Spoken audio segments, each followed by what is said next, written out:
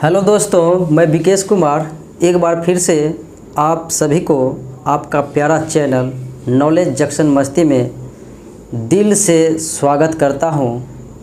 तो साथियों, आज हम पॉलिटिकल साइंस के पढ़ेंगे भारत शासन अधिनियम 1935 और 1947, यानी 2 अधिनियम मेरा बचा हुआ है। तो साथियों, मैं अभी भी आपसे रिक्वेस्ट करता हूं, यानी हाथ जोड़कर विनती करता हूं कि अगर आपने मेरे इनके पहले का वीडियो नहीं देखे हैं तो पहले वो वीडियो देख लीजिए। तो आप ये वाला देखिएगा, क्योंकि बीच से अगर देखते हैं तो आपको समझ में बहुत ही कम आएगा। तो आप पहले वो वीडियो देखें, मेरा पहला, दूसरा और ये तीसरा पार्ट होगा। और अगर आप मेरा प्ले लिस्ट बना हुआ है वहाँ भी देख सकते हैं। अगर वहाँ नहीं देख सकते हैं तो मैं इनका लिंक जो हो डिस्क्रिप्शन में दे दूंगा, तो आप वहां पे जाकर देख सकते हैं। तो बिना देर किए हुए साथियों, चलते हैं आज के पहले अधिनियम भारत शासन अधिनियम 1935 की ओर। तो साथियों, आपने 1919 का अधिनियम देखा, उनमें क्या क्या नियम कानून बदलाव हुआ, क्या क्या उन्होंने वायसराय किया, कौन सा प्रथा ब्रिटिश के द्वारा चला आया रहा था। तो अब इनमें देखेंगे कि भारत शासन अधिनियम 1935 में यह जो है हमारे भारतीय संविधान की दृष्टि से काफ़ी महत्वपूर्ण है। यानी वर्तमान संविधान का जो रूप आप देख रहे हैं वो काफ़ी हद तक जो है भारत शासन अधिनियम 1935 इसी पर आधारित है। बहुत सारे स्रोत, बहुत सारे नियम यहीं से लिए गए हैं। क्योंकि आपने देखा, आप देखेंगे कि भारत जब ये संविधान लागू हुआ उस समय 395 अनुच्छेद थे, यानी 395 अनुच्छेद के साथ संविधान लागू हुआ था। तो उनमें से जो है 250 अनुच्छेद 250, यानी 395 में से 250 अनुच्छेद जो है ये भारत शासन अधिनियम 1935 से ही लिया गया था। तो यह काफ़ी बड़ा था और इनमें काफ़ी सारे मुख्य विशेषताएं दिए गए हैं।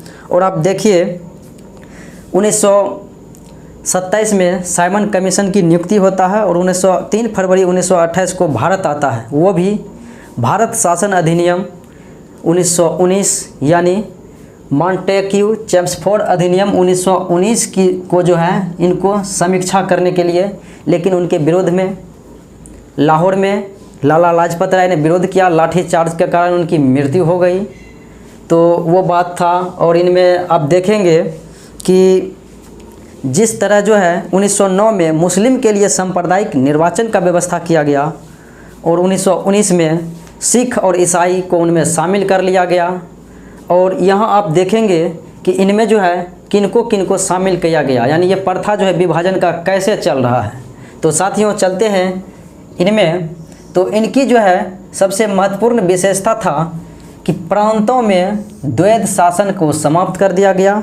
यानी जो भारत शासन अधिनियम 1919 में प्रांत में द्वैध शासन लगाया गया था और प्रांत के जो है विषय को 2 भाग में बांटा गया था, एक आरक्षित और एक हस्तांतरित।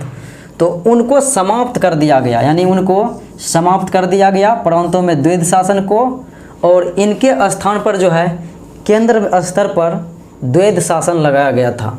यानी प्रांतों में द्वैध शासन समाप्त कर केंद्र में द्वैध शासन लगाया गया था। और उसके बाद इसके तहत जो है ये द्वैध शासन जो लगाया गया था, इनके तहत जो है 3 सूचियों का प्रारंभ किया गया था। यानी बहुत सारे जो विषय थे इनको 3 सूची इनमें निर्मित किया गया और 3 सूची के अंदर उसको डाला गया था। जैसे संघ सूची और एक प्रांतीय सूची जिसे राज्य सूची कहते हैं, और एक समवर्ती सूची। यानी ये तीनों सूची का जो है प्रारंभ भारत शासन अधिनियम 1935 की देन है।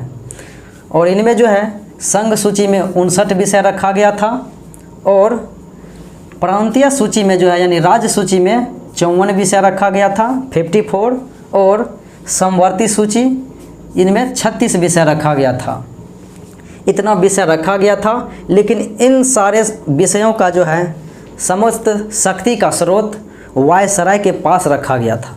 यानी सारे शक्ति का जो स्रोत था इस अधिनियम के अंतर्गत वायसराय के हाथों में दे दिया गया था। तो साथियों, और इनमें संघ सूची में आप चलते हैं तो इनमें रखा गया था प्रमुख जो है विदेशी मुद्रा, नौसेना, जल सेना, वायुसेना, यानी कि नौसेना, थल सेना और वायुसेना और जनगणना ये सब विषय जो थे संघ सूची के विषय के अंतर्गत इनको रखा गया था भारत शासन अधिनियम 1935।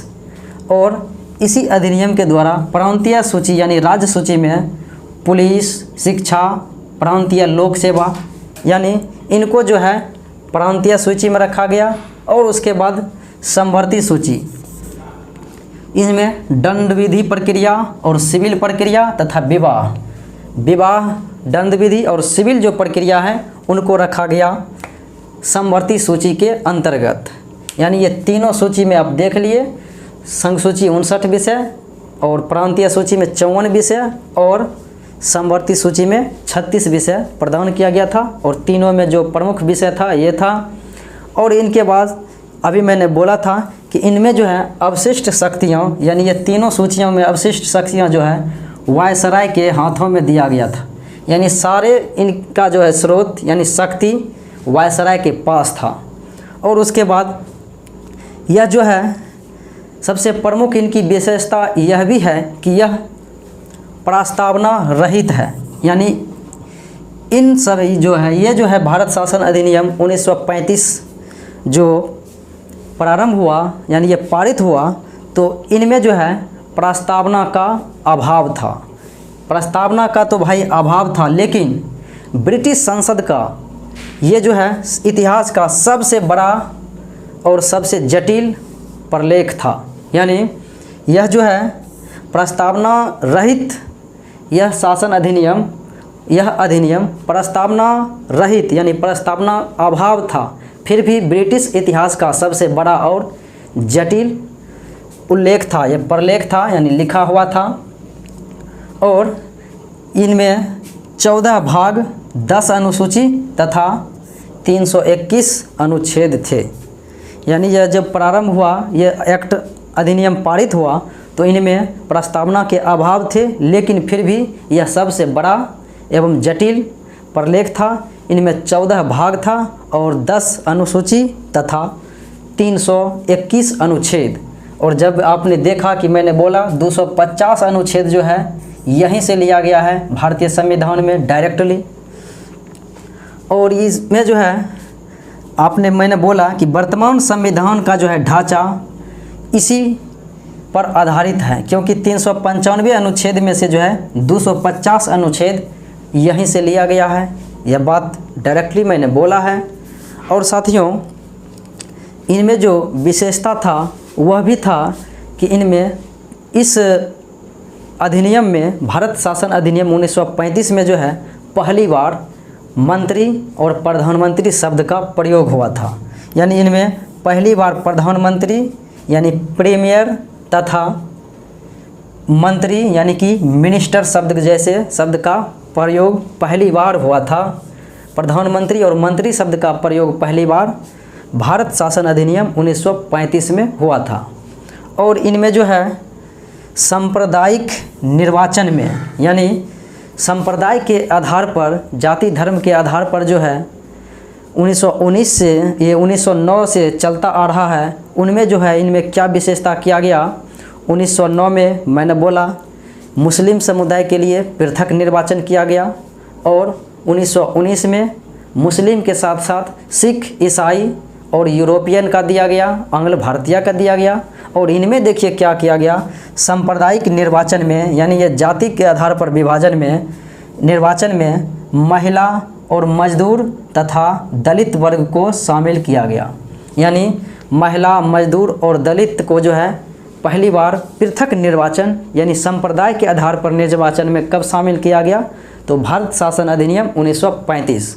इन्हीं के द्वारा महिला और दलित तथा मजदूर वर्ग को के लिए जो है सांप्रदायिक आधार पर निर्वाचन की व्यवस्था किया गया। देखिए किस प्रकार से ये विभाजन की ओर जो है ब्रिटिश हम लोगों को लेके जा रहा है। और ये देखिए इनमें जो है मत अधिकार को विस्तार किया गया, यानी वोट देने का जो है अधिकार को विस्तार किया। और यह जो है 10% जनसंख्या को मत देने का इनमें अधिकार दिया गया, जो कि इससे पहले 10% जनसंख्या मत नहीं दे पाते थे। इनमें मत का जो है विस्तार किया गया। और साथियों, मैंने एक बात नहीं बोला कि यही जो है भारत शासन अधिनियम 1935 है, जिसके अंतर्गत जो है राष्ट्रपति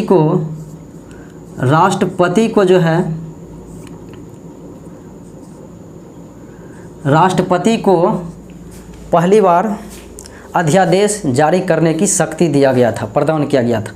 राष्ट्रपति को अध्यादेश जारी करने की शक्ति प्रदान किया गया था भारत शासन अधिनियम 1935 के अंतर्गत, जबकि गवर्नर जनरल रहेगा यानी वायसराय को अध्यादेश जारी करने की शक्ति तो वो होगा भारत परिषद अधिनियम 1861, जो मैंने पढ़ रखा है पहले ही।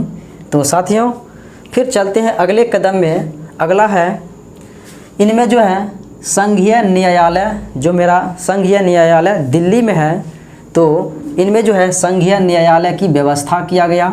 भारत शासन अधिनियम 1935 में संघीय न्यायालय की व्यवस्था किया गया और इन न्यायालय की स्थापना संघीय न्यायालय की स्थापना हुआ था 1937 में। ये संघ वाला न्यायालय अलग है और आपने पहले पढ़ा था जब रेगुलेटिंग एक्ट 1773 पारित हुआ, उनमें कलकत्ता में जो है सर्वोच्च न्यायालय की स्थापना यानी उच्चतम न्यायालय की स्थापना किया गया, जिनमें 4 न्यायाधीश थे, 3 अन्य थे और एक मुख्य थे। मुख्य में एलिजा इम्पे थे। तो वो बात कलकत्ता में किया गया था, वो अलग था। ये जो है संघीय न्यायालय अगर रहेगा तो होगा भारत शासन अधिनियम 1935 और इसके अंतर्गत 1937 में भारत में संघीय न्यायालय की स्थापना हुआ। और इस अधिनियम यानी भारत शासन अधिनियम 1935 के द्वारा बिहार से जो है उड़ीसा को अलग कर दिया गया। बिहार और उड़ीसा अलग हुआ, यानी बिहार से उड़ीसा जो पृथक 1 अप्रैल 1936 को अलग होकर अपना एक स्वतंत्र राज्य के रूप में स्थापना किया। और बिहार 22 मार्च 1912 को हुआ बंगाल से अलग होके। तो साथियों, और इसमें जो है एक प्रमुख विशेषता था कि भारत से बर्मा यानी कि म्यांमार जिसे बोलते हैं, उनको जो है अलग कर दिया गया। भारत शासन अधिनियम 1935 के द्वारा 1937 ईस्वी में जो है भारत से बर्मा या म्यांमार को अलग कर दिया गया। तो उसके बाद इसके अंतर्गत जो है भारतीय मुद्रा एवं साख पर नियंत्रण पाने के लिए भारत में जो है मुद्रा व्यवस्था और साख पर जो है नियंत्रण पाने के लिए एक केंद्रीय जो है बैंक की स्थापना किया गया। और वो केंद्रीय बैंक था RBI, reserve bank of India. यानी RBI का जो है स्थापना का उल्लेख किया गया था, यानी भारत शासन अधिनियम 1935 के द्वारा ही किया गया था। और इनका स्थापना होता है RBI का, रिजर्व बैंक ऑफ इंडिया का 1935 ईस्वी में 1 अप्रैल 1935 को। और इनके लिए जो है हिल्टन यंग आयोग 1934 में सिफारिश किया था। उसके बाद साथियों, सबसे प्रमुख जो विशेषता है वो है कि इतना बड़ा उल्लेख, इतना बड़ा प्रलेख था और इतना सारे शक्तियाँ और इतना सारे बातें इसमें दिया गया था। तो इस पर जो है इस अधिनियम को अपने भारत के प्रथम प्रधानमंत्री जो बने वो जवाहरलाल नेहरू ने भारत शासन अधिनियम 1935 को कहा, वो अपने वाक्य में कि यह जो है भारत शासन अधिनियम 1935 यह अनेक इंजन वाली गाड़ी, यह जो है अनेक इंजन वाली तथा ब्रेक रहित गाड़ी है। यानी भारत शासन अधिनियम, इनमें इंजन तो अनेकों हैं लेकिन इनमें ब्रेक ही नहीं है। और इस पर जो है हंसकर जवाहरलाल नेहरू ने कहा इनको अधिनियम 1935 को कि अनेक इंजन वाली लेकिन ब्रेक रहित गाड़ी है यह। तो यह समझ गए। और ये बात बार बार पूछा जाता है जवाहरलाल नेहरू के बारे में, अनेक इंजन वाली ब्रेक रहित गाड़ी किसको कहा गया? तो भारत शासन अधिनियम 1935।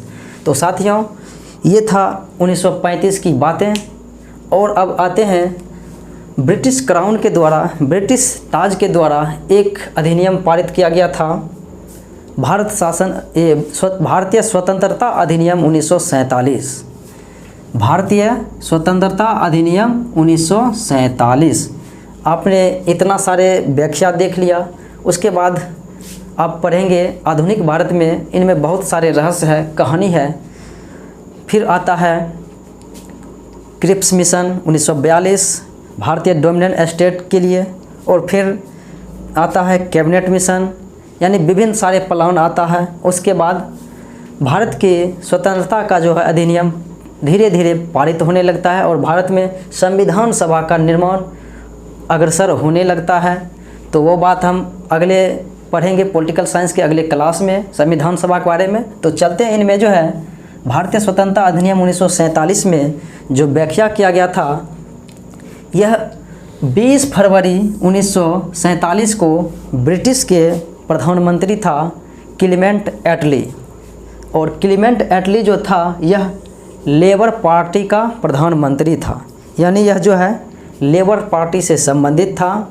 और यह 20 फरवरी 1947 को घोषणा किया कि हम जो हैं 30 जून 1947 को भारत में ब्रिटिश शासन समाप्त कर देंगे और भारत का जो है सत्ता भारतीय के हाथों में डाल देंगे। यानी इन्होंने कहा कि हम 1947 30 जून तक में जो है अपना शासन समाप्त कर लेंगे और भारतीय को अपना जो है यहाँ के शासन उनके हाथों में दे देंगे। तो ये बात तो इन्होंने कह दिया, लेकिन उस समय मुस्लिम लीग बहुत क्रूर मूड में थे। उन्होंने इन बातों को जो है नकार दिया, कहा कि भारत पर जो है भारतीय के हाथ में आप क्यों दे रहे हैं, हम भारत में नहीं रहेंगे, हमको भारत का विभाजन चाहिए। इस बात पर जो है उन्होंने मुस्लिम लीग ने आंदोलन कर दिया और भारत विभाजन की मांग पूरा बोला, मुझे भारत विभाजन चाहिए, मुझे भारत में नहीं चाहिए, मैं नहीं रहूँगा, मुझे भारत विभाजन चाहिए, भारत अलग चाहिए, मेरा पाकिस्तान अलग चाहिए, भारत के साथ पाकिस्तान नहीं रहेगा।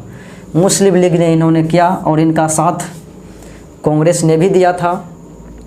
उसके बाद क्या हुआ कि यह घोषणा फिर जाता है क्लीमेंट एटली, ब्रिटिश के प्रधानमंत्री जो थे लेबर पार्टी के, उनके पास पुनः उन्होंने कहा इस विषय में कि 3 जून 1947 जो भारतीय स्वतंत्रता का प्रस्ताव पारित किया गया था, बोला इन्होंने इस समय में 3 जून 1947 को स्पष्ट करते हुए कहा कि जो इस भारतीय स्वतंत्रता को स्वीकार नहीं करेंगे, उनके लिए जो है 1946 में संविधान सभा का गठन किया गया था। भारत में संविधान निर्माण के लिए जो है पहले संविधान सभा का गठन किया गया था। उनमें सदस्य का निर्वाचन हुआ था, चुनाव हुआ था और वो संविधान सभा के सदस्य जो थे संविधान निर्माण में भाग लिया था। तो वही यही बात उन्होंने कहा कि 1946 में जो गठित हुआ था संविधान सभा उन क्षेत्र पर लागू नहीं होगा, यानी जो इसे नहीं स्वीकार करेंगे उन क्षेत्र पर जो है जो 1946 में गठित संविधान सभा हुआ था उन पर लागू नहीं होगा। यानी जो मेरी इन बातों को नहीं मानेगा, वो विभाजन चाहेगा, तो उन क्षेत्र पर जो है संविधान सभा जो गठन किया गया था 1946 उस पर लागू वो नहीं होगा। यानी उन क्षेत्र पर संविधान सभा का गठन 1946 लागू नहीं होगा जो मेरा विभाजन नहीं चाहता है। और उसके बाद फिर भारत के उस समय वायसराय, अंतिम वायसराय थे लॉर्ड माउंटबेटन। उन्होंने इन व्यवस्था को देखकर जो है भारत विभाजन की मांग को स्वीकार कर उन्होंने प्रस्ताव योजना पेश किया। 3 जून 1947 को लॉर्ड माउंटबेटन ने भारत विभाजन की योजना को प्रस्तुत किया, जिसे माउंटबेटन योजना कहा जाता है। माउंटबेटन योजना का उद्देश्य था भारत का विभाजन। ये वायसराय थे भारत में उस समय के, भारत स्वतंत्रता अधिनियम 1947 के समय, और इन्होंने इस पेशकश को जो है योजना पेश कर दिया और इसके अंतर्गत जो है इनमें भारत स्वतंत्रता अधिनियम 1947 में व्याख्या किया गया था कि भारत को यहाँ जो है भारत में 2 अधिराज्य की स्थापना होगा, यानी भारत में 2 अधिराज्य होगा और एक होगा भारत और दूसरा पाकिस्तान। एक भारत होगा जिनका जो है आज़ादी स्वतंत्रता 15 अगस्त 1947 को होगा भारत, और पाकिस्तान जो है वो आज़ाद होगा 14 अगस्त 1947 को, यानी पाकिस्तान की स्थापना होगा 14 अगस्त 1947 को और भारत जो है 15 अगस्त 1947 को स्वतंत्र हो जाएगा। ऐसा इसमें व्यवस्था किया और यह जो है भारत 15 अगस्त को स्वतंत्र हुआ और पाकिस्तान 14 अगस्त को स्वतंत्र अपने देश के रूप में हो गया था।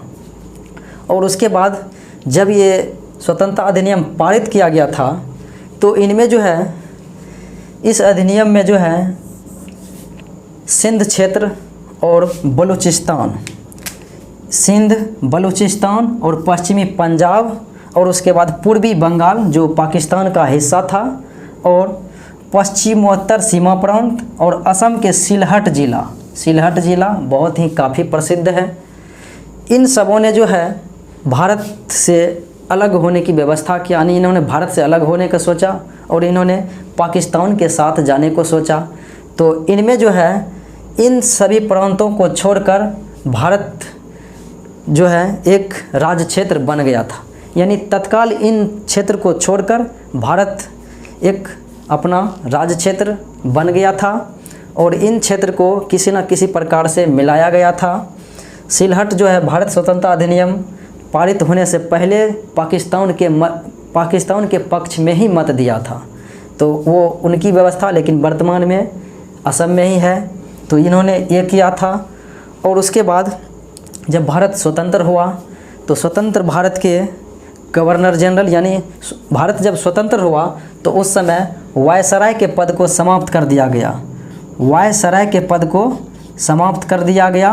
इनके जगह जो है फिर गवर्नर जनरल पद ला दिया। तो भारत के प्रथम, अगर भारत के पूछा जाए अंतिम वायसराय तथा स्वतंत्र भारत के प्रथम गवर्नर जनरल, तो वो होगा Lord Mountbatten. Lord Mountbatten Bharat के अंतिम वायसराय तथा स्वतंत्र भारत के प्रथम गवर्नर जनरल बने थे। और इसके बाद जो है सी राजगोपालाचारी, यानी कि चक्रवर्ती राजगोपालाचारी, वो प्रथम भारतीय हुए थे जो गवर्नर जनरल बने थे, यानी स्वतंत्र भारत के प्रथम एवं अंतिम भारतीय गवर्नर जनरल वो थे सी राजगोपालाचारी। उसके बाद इन पदों को समाप्त कर दिया गया और जब भारत स्वतंत्र हुआ तो स्वतंत्र भारत में प्रथम प्रधानमंत्री बने थे जवाहरलाल नेहरू और इनको प्रधानमंत्री पद की शपथ दिलाने वाले जो वायसराय थे लॉर्ड माउंटबेटन थे। ये सवाल बार बार पूछा जाता है कि भारत के प्रथम प्रधानमंत्री को शपथ किसने दिलाया, तो वो होगा जवाहरलाल नेहरू को शपथ दिलाया था लॉर्ड माउंटबेटन, जो भारत के अंतिम वायसराय तथा स्वतंत्र भारत के प्रथम गवर्नर जनरल थे। तो साथियों, मैंने अपनी भाषा में आपको इन सारे अधिनियम को बताया है, समझाया है। अगर आपको अच्छा लगे तो लाइक, शेयर, सब्सक्राइब ज़रूर कर लें और ऑल नोटिफिकेशन को ऑन कर लें ताकि मेरा इस तरह का वीडियो आपको मिलता रहे। तो साथियों, मैं इसी तरह के वीडियो को लेकर आऊँगा फिर अगले वीडियो में। तब तक के लिए